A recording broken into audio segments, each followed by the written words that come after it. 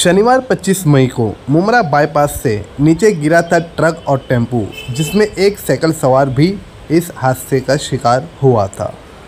Hospital में इलाज के दौरान उस साइकिल सवार की मौत हो गई। आपको बता दें कि अभी तक ना तो बाईपास बनाने वाले कॉन्ट्रैक्टर का पता चला और ना ही MMRDA के कोई अधिकारी आए। अब सबसे बड़ा सवाल ये है, क्या मुमरा बाईपास लावारिस हो गया है या इसका कोई वारिस भी है? कलवा मुमरा विधायक डॉक्टर जितेंद्र आव्हाड ने MMRDA और SMC कंपनी को दोषी ठहराया। अब देखना यह है पुलिस इस मामले को लेकर कितनी हरकत में आती है। क्या SMC कंपनी के खिलाफ कार्रवाई होगी या नहीं, देखते हैं अगली खबर। MMRDA ऑफिसर्स आले ना, कॉन्ट्रॅक्टरनी काम सुरू आहे केलंय, त्या कॉन्ट्रॅक्टरला ब्लॅकलिस्ट मध्ये का नाही टाकत, तो काम करत नाही। पोलीस त्याच्यावर 304 अन्वये गुन्हा का दाखल करत नाहीत। 2 माणसं मेली, काही जण अधू झाली, आपल्याला काहीच नाही। त्यांना बघायला कोणी आलं नाही। आतापर्यंत MMRDA कुठलाही अधिकारी बघायला पण आला नाही। ही जी भिंत आहे ही भिंत पुढे न्यायची आहे, जशी त्या साईडला नेली आहे तशीच नाही। इंटरेस्ट त्यांना बरोबर, लोक मरतात ना, गरीब लोक मरतात ना, बरोबर। सर, या संदर्भात आपण काही MMRDAच्या सगळ्या अधिकाऱ्यांशी बोललो, पत्र व्यवहार झाला। आता मागच्या 1 वर्ष पत्र व्यवहार करतो रेहान आमचा नगरसेवकाचा, लक्ष द्यायला वेळच नाही। याचं उद्घाटन केलं, इसने उद्घाटन किया रे, इसने उद्घाटन किया है इसका, याचं उद्घाटन पण झालं। तो सर्व्हिस रोड चालू झाला, हा सर्व्हिस रोड आहे तसाच आहे। काय वाटतं, अधिकाऱ्यांचं लक्ष नाही, अधिकाऱ्यांचं लक्षच नाहीये। आता मागच्या काही दिवसांपूर्वी तिथे एक सिमेंटचा हे उतरला, रेडीमिक्सचा पलटी झाला। आता खरा तो उतार कॅल्क्युलेट करायला पाहिजे होता, पण स्पर्धेच्या नातामध्ये झालं। आता मला त्याच्यावर राजकारण करायचं नाही, पण ती भिंत का नाही बांधली जी बांधायला पाहिजे होती? कॉन्ट्रॅक्टरला अडवलं का गेलं, ही भिंत नका बांधू। नशिबाने तिथे एकच मेला, तिथे 15-20 पोरं कायम खेळत असतात। जर हा अपघात तेव्हा झाला असता तर त्या 20 पोरांचं काय झालं असतं? आणि अजूनही ती भिंत तशीच आहे। कमिशनर साहेबांच्या हातात फाईल आहे, कमिशनरनी लगेच याच्यावर सही करावी असं मी त्यांना सांगणार आहे। पण मी मला खास दाखवायला आलो की हे शासन किती गंभीर आहे। या शासनाला वेदना नाहीत, संवेदना नाहीत, भावना नाहीत। सर, आता 27 तारखेला अधिवेशन सुरू होणार आहे, त्याच्यात हा मुद्दा निघेलच ना, पण त्याच्या आधी जर तुम्ही लोकांनी दाखवलं आणि अधिकाऱ्यांना अक्कल आली तर करतील काहीतरी। 27 नंतर अधिवेशनामध्ये काढणारच आम्ही हा मुद्दा। सर, आज अजित दादा गटातून आज पत्रकार परिषद घेण्यात आली। नवीन मुद्दा आनंद रासके यांनी सांगितलं की 50 कोटी निधी आणलाय मुंब्र्यासाठी, विकासाच्या मुद्द्यावरती। कुठेही मुंब्र्यात विकास त्या पद्धतीने दिसून येत नाही, मात्र या कामासाठी नसून तर दुसऱ्या कामासाठी 50 कोटी निधी आणला। असं आहे, मी अजित पवारांचे मनापासून आभार मानतो की त्यांनी मुंब्र्याकडे लक्ष देऊन निधी दिला। मी गेले 3 वर्ष त्यांच्या मागे होतो, मला निधी द्या, मला निधी द्या। माझं पत्र वाचायला, मला भेट द्यायलाही त्यांना वेळ मिळाला नाही। अर्थात ती मोठी माणसं आहेत। आणि नंतर मी जे काही ते आमच्या पक्षातनं गद्दारी करून बाहेर गेले, त्याच्यानंतर मी जे काही तोफ डागली, हे स्वाभाविक आहे की ते कोणाला तरी उभा करणार माझ्या विरोधात। ज्याला उभा करायचा आहे त्याच्यावर 50 कोटी पाठवून दिले। तो फोन करतोय नगरसेवकांना की 5 करोड रुपया मैं तुमको दूंगा, आ जाओ। एक नगरसेवक जायला तयार नाही। हा पहिला टप्पा आहे त्यांचं म्हणणं आहे। हा पहिला हजार कोटी आणणार आहेत, कुठे नाही म्हणतो आम्ही आणा, कुठे नाही म्हणतो आम्ही आणा, 1000 कोटी रुपये आणा। पण स्वतःचा जो एवढूसा वॉर्ड आहे ना, त्याच्याकडेही बघा, तिथे मतदान किती झालं तेही बघा, पुढे काय होणार आहे तेही बघा। आम्ही वैयक्तिक कोणावर आरोप करत नाही, तुम्हाला आत्ता सांगतो, जिथे स्लॉटर हाऊस आहे ना, तो रस्ता आत्ता जाऊन बघून घ्या। मी कधी वॉर्डात फिरत नाही, कोणी आपल्याला सोडून गेला म्हणून पार त्याच्या अगदी खोलात जाण्याची मला सवय नाही। मी अजूनही त्या वॉर्डात फिरलेलो नाही. ठीक आहे ना, अजितदादांनी दिले, पण एक आमदार पैसे मागत असताना अजितदादांनी नाही दिले. हे मनात काय की हे पैसे देऊन ते मुंब्र्यातल्या लोकांना विकत घेऊ शकतील? मुंब्र्यातल्या लोकांना विकास नवीन आहे काय? 50 कोटीतनं तुम्ही अख्ख्या मुंब्र्याच्या जनतेला विकत घ्याल? तुम्ही 50 कोटी दिले, हजारो कोटी बारामतीत दिले. जनतेने काय केलं? सगळी गुरमी उतरवली ना. जनता एवढी मूर्ख नसते. कोण काम करतं कोण काम करत नाही हे जनता बरोबर कॉम्प्युटरमध्ये नोंद करते. असे 50 कोटी देईन, 1000 कोटी देईन, 2000 कोटी रुपये देईन, कुछ नाही चलता है. त्यांनी त्यांच्या आमदारांना हजार कोटी रुपयाचा निधी दिलेला. 42 आमदार मागे पडले, 42 आमदार, आणि थोड्या मताने नाही, 50 हजार मतांनी मागे.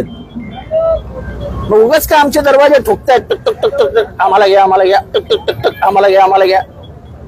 कशाला ठोकतायत आमचे दरवाजे? लोकसभा निवडणुकीत मुंब्र्यातनं पाहिलं तर कमी मताधिक्य त्यांना मिळालं होतं, त्यामुळे कुठेतरी त्यांना पुश करण्यासाठी हा निधी आता आणला जातोय. कोणाला कमी मताधिक्य? माहितीच्या उमेदवारांना ज्या ज्या ठिकाणी कमी मतदान आहे त्या ठिकाणी आता जास्तीचा निधी देऊन खुश करण्याचा प्रयत्न केला जातो. असे निधी देऊन वगैरे लोक खुश होत नसतात. लोकांना समजतं हा तात्पुरता वाईट वॉश आहे. या लोक कामं बघतात. हा जो समोरचा बायपास आहे ना, हा बायपास व्हायला, हा बायपास म्हणजे हा जो ब्रिज आहे त्याला मंजूर करायला विलासराव देशमुखांनी परमिशन दिली की आत्ता कुठे हळूहळू पूर्ण होते. तो पुढचा फ्लायओव्हर त्याला मंजुरी विलासराव देशमुखांनी दिली होती, तो आत्ता पूर्ण झाला. ही अशीच नाही कामं झाली. आज तुम्ही इथनं निघालात आणि तिथनं उतरलात की शिवी फाट्यापर्यंत फुल कॉन्क्रीटीकरण आहे. बोल कामं कशी करायची आम्हाला पण माहिती आहे. निधी कसा येतो तो पण आम्हाला माहिती आहे. निधी का दिला गेलाय, स्पेशली का आमदाराला निधी नाही दिला? मी स्थानिक आमदार आहे. हे पहिल्यांदा घडलं महाराष्ट्राच्या राजकारणात, हे पहिल्यांदा घडलं की स्थानिक आमदाराला डावललं गेलं आणि जो साधा नगरसेवकही नाही त्याला निधी दिला गेला. त्याच्यामध्ये काहीतरी राजकीय हेतू असेल. असे राजकीय हेतू मनात ठेवून जर मंत्री काम करणार असतील तर पुढच्या गव्हर्नमेंटमध्ये तेच होईल आणि 100% महाविकास आघाडीचं गव्हर्नमेंट येणार आहे. सर, अर्थसंकल्पीय अधिवेशन आहे आणि या अर्थसंकल्पीय अधिवेशनातून अनेक घोषणा होण्याची शक्यता. त्याच्यामध्ये मुख्यमंत्री लाडकी बहीण योजना देखील होणार आहे. 1200 ते 1500 रुपये जे आहेत. तुम्ही एवढ्या योजना आणल्यात, नरेंद्र मोदी साहेबांनी एवढ्या योजना आणल्या. अयोध्ये ठरले अयोध्येत. अयोध्येची आत्ताची बातमी ऐकली का की अयोध्येच्या सगळीकडनं पाणी गळतंय आणि पार रामलल्लावर पण पाणी गळतंय. आम्हाला विषय वळवायचा नाही. काय कुठे गेलं तुमचं? आम्ही सॉलिड काम करतो, नो करप्शन. कुठे गेलं करप्शन? No corruption. ज्यांनी अयोध्येचं मंदिर बांधलंय त्याला कराल का ब्लॅकलिस्ट? सगळीकडनं पाणी गळतंय आणि तिथल्या महंतांनी व्हिडिओ पाठवलाय. तर मुंबई सर पुरुषकार संदर्भात सरपंच मुलाला जामीन मिळाला आहे. पोरशे आता ही कोर्टाची प्रोसेस आहे, त्याच्यावर मी काय बोलणार? निधी वाटपावर तुम्ही अनेक वेळा बोलला तर विरोधकांना निधी देखील दिला गेला होता. मात्र आता हा निधी स्थानिक आमदार नसून त्यांना देण्यात आलेला आहे. मात्र कुठं जितेंद्र आव्हाडांना अडचण आणण्याचा प्रयत्न केला. असं जितेंद्र आव्हाडांना अडचणीत आणण्यासाठी अजित पवार नको ते प्रयत्न करत असतात आणि जितेंद्र आव्हाड सक्षम आहे त्यांना उत्तर द्यायला.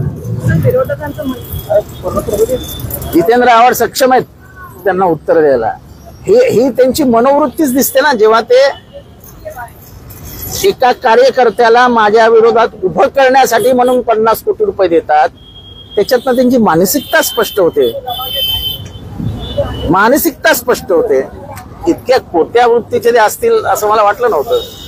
असं पैसे पैसे पैसे पैसे हे जे अजित पवारांच्या इथे आहे ना, बारामतीच्या जनतेने दाखवलं ना की पैसे नाही, गद्दारी चालत नाही. अजित पवारांबरोबर जे उभे आहेत ते सगळे गद्दारच आहेत. त्याने सगळं दिलं कोणी? येणाऱ्याच्या पाठीत खंजीर खुपसणे हे अजित पवारांची निशाणी आहे. आधी त्यांच्या पवार गटातून काही लोक आपल्याकडे येणार आहे. अरे जाऊ द्या. येणार ना असं पवार म्हणाले. अहो जाऊ द्या, माझं काय काम आहे? कोणाला यायचं येऊ द्या, नसेल यायचं नको येऊ द्या, काय फरक पडतो आपल्याला? शरद पवारांनी महाराष्ट्र दौरा सुरू केलाय. विधानसभेमध्ये गद्दारी हा स्पेशल पॉइंट असेल. प्रचंड राग आहे लोकांच्या मनात गद्दारी बद्दल, प्रचंड राग. तुम्ही बघा विधानसभेत काय होतं. सर, विरोधकांचं म्हणणं आहे का पहिले जे दावा करत होते सोच बदलो मुंब्रा बदलेगा, पण तेव्हा नाही बदललं, पण आता सोच बदलणार लोकांची, त्यांचं काय? हो हो म्हणायचं, फक्त हो म्हणायचं. त्यांची सोच बदलली असती ना तर तुझ्या वॉर्डात, म्हणजे ज्यांनी आता पत्रकार परिषद घेतली ना, 5 मतं, 4 मतं, 2 मतं, मुंब्रा मतं जी मतं पडली, इथे मराठी पट्ट्यात सुद्धा मशालाच मदत. इथे फक्त मुसलमानांनी दिली नाही आणि मुसलमानांनी मतं दिली. तर मग तुम्ही चंद्रपूरमध्ये का हारलात? तुम्ही गोंदियामध्ये का हारलात? तुम्ही नाशिकमध्ये का हारलात? तुम्ही दिंडोरीमध्ये का हारलात? असे अनेक मतदारसंघ दाखवतो तिथे 2% मुसलमान नाही. तुम्हाला खरं हरवलं ते महाराष्ट्राच्या मतदारांनी, ज्यांचं मराठी मातीवर प्रेम आहे. कारण का तुम्ही महाराष्ट्र विकलात, महाराष्ट्राची संस्कृती विकलीत, महाराष्ट्राचा संस्कार विकले. महाराष्ट्रामध्ये गद्दारी कधी चालत नाही. तुम्ही मराठी मातीशी गद्दारी करत होता. आला उद्योग द्या गुजरातला, आला उद्योग द्या गुजरातला. अरे आम्हाला इथे नोकऱ्या नाही आमच्या पोरांना, आणि तुम्ही सगळे उद्योग गुजरातला देता. मराठी माणूस वेळा नाही, मराठी माणूस सगळं ओळखून आहे. सर, शेवटचा प्रश्न आहे. नजीब मुल्ला असं म्हणालेले आहेत की 15 वर्ष आम्ही तुमच्यासोबत होतो, म्हणजे तुमच्यासोबत ते होते, मात्र त्यांनी खूप असे घोटाळे केलेले आहेत, आम्हाला खोट्या शब्द दिलेल्या आहेत, मात्र आम्ही ते कंटाळून आम्ही बाहेर पडलेलो. आता त्याची पोलखोल करू. त्यांना सांगा जी पोलखोल करायची ती करा. जितेंद्र आव्हाड की खुली किताबें खुली, किसी के बाप से नहीं डरता हो. कोणाचे काय फ्रॉड आहेत, कोणाचे काय आहेत, ते माझ्याकडे पण भरपूर आहेत, भरपूर. मी हे सगळे धंदे करत नाही आणि मला करायचे पण नाही. त्यांना माझं आव्हान आहे, चला पोलकोल करा. यातला घाबरणारा हे नाही मी.